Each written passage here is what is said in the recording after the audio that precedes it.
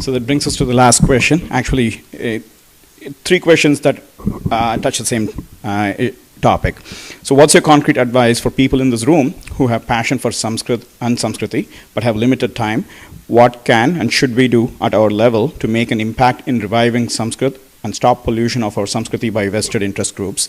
The second question is, how does a small person like me, untrained in Sanskrit studies, contribute? And third question by Shika, as a common person, what is my role?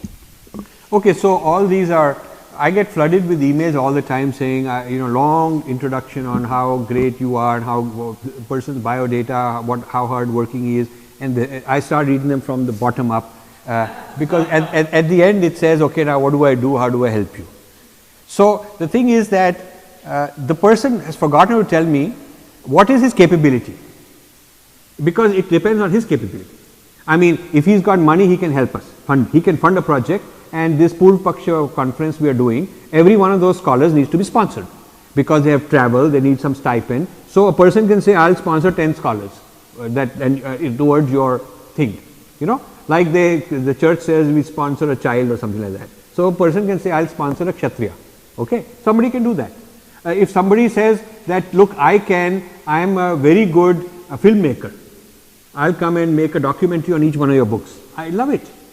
Or I actually have about 1,000 hours of footage of events and talks like this. And I've told so many people who are filmmakers that, come on, take all this and make some thematic things out of it, organize it into some lessons and so on. It takes some funding, but it also takes some talent. Then there are people who could translate these things. I have so many hundreds of blogs. They could translate them into Marathi and Hindi and whatever, all these different kind of languages. Or they could go through the videos. Some of these videos have tens of thousands of views each, and they could put subtitles on them. That would be very useful. There is work like social media. People could help us out more actively in the social media. If they don't have too much time, they can certainly do that much. So there are people who could do web design. There are this Intellectual Kshatriya Academy. We'd love to go and start out a nice, impressive, cloud-based system, a service.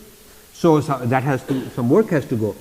So I think it depends on, the person should have more than just good intentions.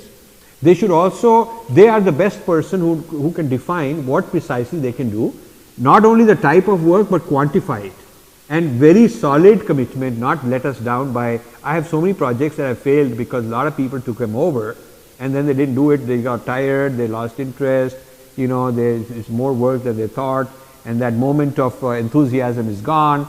So in a moment, there's so many people who raise their hand and say, I'll do this and that for you, and then they're gone.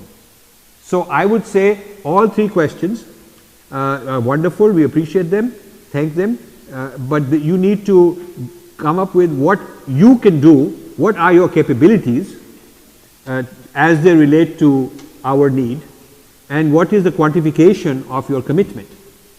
And that is how a person should approach it. Thank you so much, all of you.